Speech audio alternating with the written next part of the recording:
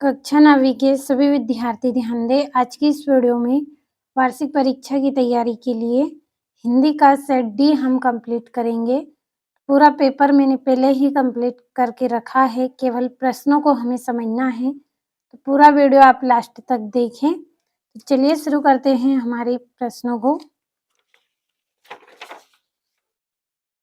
ये आपका पहला प्रश्न है, सही विकल्प चुनिए। पहला है, तुलसीदास किस काव्यधारा के प्रतिनिधि कवि हैं?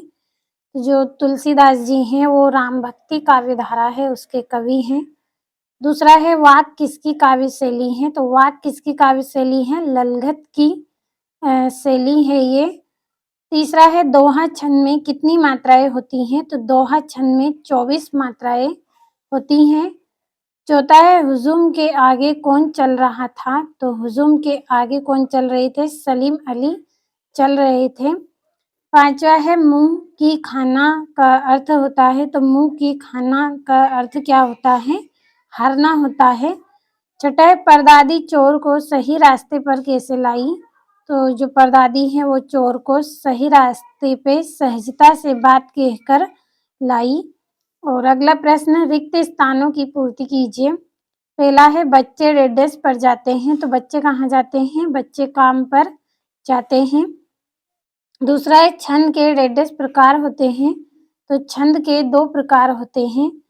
तीसरा है, तूती बोलने का अर्थ रेडेस है। तो क्या है? धाक जमना तूती बोलने का अर्थ होता है। चौथा है, मेरे नाना पक्के रेडेस माने जाते हैं। तो मेरे नाना क्या है? साहब माने जाते हैं, पक्के साहब माने जाते हैं। पांचवा है, सलीम अली का यहाँ रेडेस पलायन है। तो सलीम अली का यहाँ आखिरी पलायन है।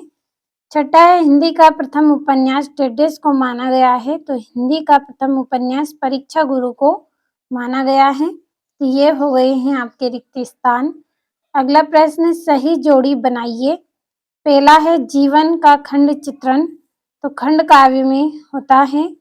दूसरा है, हरिशंकर परसाई। तो इसका रहेगा वसुधा। और आकाश, तो आकाश की जोड़ी रहेगी नभ या गगन। तीसरा है, जनसंपर्क विभाग। चौथा है, तो चौथे का रहेगा बाढ़ की सूचना। और गोदान उपन्यास के रचयिता प्रेमचंद्र हैं। और मेरे बचपन के दिन महादेवी वर्मा रहेगी इसकी जोड़ी। और यहाँ से आपका अगला प्रश्न है, सत्य सत्य लिखिए। पहला है, जयशंकर प्रसाद छायावाद के प्रमुख कवि हैं। तो ये सत्य रहेगा। दूसरा है, जहाँ नायक नायिका के विरह का वर्णन हो वह संयोग श्रृंगार रस होता है। तो ये गलत रहेगा क्योंकि यह वियोग श्रृंगार है। जहाँ पे नायक और नायिका के विरह यानी कि दूर दूर अलग अलग होने का वर्णन होता है वहाँ पे वियोग श्रृंगार होता है। तीसरा है, आज उपभोक्ता संस्कृति का समाज पर कोई प्रभाव नहीं है। तो ये असत्य है। चौथा है, प्रत्यय शब्द के पहले जुड़ते हैं। तो ये भी असत्य रहेंगे। पांचवा है, शंकर लड़कियों के छात्रावास में ताक झांक करता था। तो सत्य है। छठा है, किसी घटना का आंखों देखा सरस वर्णन रिपोर्टाज कहलाता है। तो ये भी सत्य रहेगा। और पांचवा प्रश्न, एक वाक्य में उत्तर लिखिए। पहला है, बच्चे काम पर जा रहे हैं के कवि का नाम है। तो क्या नाम है? राजेश जोशी नाम है। और दोहा छंद में कितनी मात्राएं होती हैं? तो 24 मात्राएं होती है दोहा छंद में। तीसरा है, सलीम अली की पत्नी का क्या नाम था? तो तहमीन सलीम अली की पत्नी का नाम था। चौथा है, रचना के आधार पर वाक्य के कितने प्रकार होते हैं? तो 3 प्रकार होते हैं रचना के आधार पर वाक्य के। पांचवा है, रीढ़ की हड्डी एकांकी किस समस्या पर आधारित है? तो विवाह की समस्या पर आधारित है। छठा है, कहानी के कितने तत्व माने गए हैं? तो कहानी के 6 तत्व माने गए हैं। और यहाँ से जो आपके 2-2 नंबर के प्रश्न हैं इनके आंसर की पीडीएफ यदि आपको लेना है तो वीडियो के डिस्क्रिप्शन में आपको नंबर मिलेंगे, कॉल कर लीजिएगा, आपको पीडीएफ मिल जाएगी। साथ में वार्षिक परीक्षा से जुड़ी जो जानकारी आपको चाहिए वो भी आपको मिल जाएगी। और ये छठा है, छायावादी काव्य की 2 विशेषता लिखिए। सातवां है, कवि ने सच्चे प्रेमी की क्या कसौटी बताई है? 8वां किस शासन की तुलना तम के प्रभाव से की गई है और क्यों? 9वां है बच्चों का काम पर जाना धरती के एक बड़े हादसे के समान क्यों है? और प्रबंध काव्य की परिभाषा भेद सहित लिखिए और उत्प्रेक्षा अलंकार की परिभाषा उदाहरण सहित आपको बतानी है। तो ये सारे 2-2 नंबर के प्रश्न हैं। और 12वां है कहानी और उपन्यास में कोई 2 अंतर लिखिए। 13वां है श्यामा चरण दुबे की भाषा शैली की विशेषता लिखिए। 14वां है लेखक लडकोर के मार्ग में अपने साथियों से किस प्रकार बिछड़ गया। 15वां है लेखिका ने अपनी माँ के व्यक्तित्व की किन विशेषताओं का उल्लेख किया है। 16वां है निपात शब्द से क्या आशय है, उदाहरण सहित लिखिए।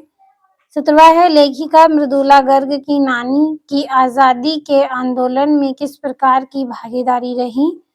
18वां है निम्नलिखित काव्यांश का संदर्भ प्रसंग सहित भावार्थ लिखिए 3 नंबर में। और यहाँ से 19वां है निम्नलिखित गद्यांश की संदर्भ प्रसंग सहित व्याख्या कीजिए 3 नंबर का प्रश्न। 20वां है विद्यालय के खेल के मैदान में एक बैग मिला है जिससे पुस्तकें तथा कुछ रुपए हैं, तो उसके खोने का विज्ञापन लिखिए। और निम्नलिखित गद्यांश या काव्यांश को पढ़कर नीचे लिखे प्रश्नों के उत्तर 4 नंबर में आपको लिखना है। तो ये यहाँ पे इसके प्रश्न हैं और ये इसका अथवा। अब बढ़ते हैं 22वें प्रश्न की ओर। तो जो आपका 22वां प्रश्न है 3 दिन के अवकाश हेतु प्राचार्य को एक प्रार्थना पत्र लिखना है 4 नंबर में। 23वां निम्नलिखित में से किसी एक विषय पर निबंध लिखिए। जीवन में खेलों का महत्व, पुस्तकालय, विद्यालय का वार्षिक समारोह, भ्रष्टाचार, समस्या और समाधान या फिर विज्ञान के बढ़ते चरण। तो जो अच्छा लगे 5 में से कोई एक निबंध करना है। और आज हमने हिंदी का 4था सेट डी वार्षिक परीक्षा के लिए कंप्लीट किया है। तो सभी प्रश्नों को कंप्लीट आप जरूर करें और अगर पीडीएफ लेना है तो कॉल कर लें, नंबर आपको डिस्क्रिप्शन में मिल जाएंगे। तो 4 सेट हमने पढ़े हैं, चारों को आपको अच्छे से कंप्लीट करना है।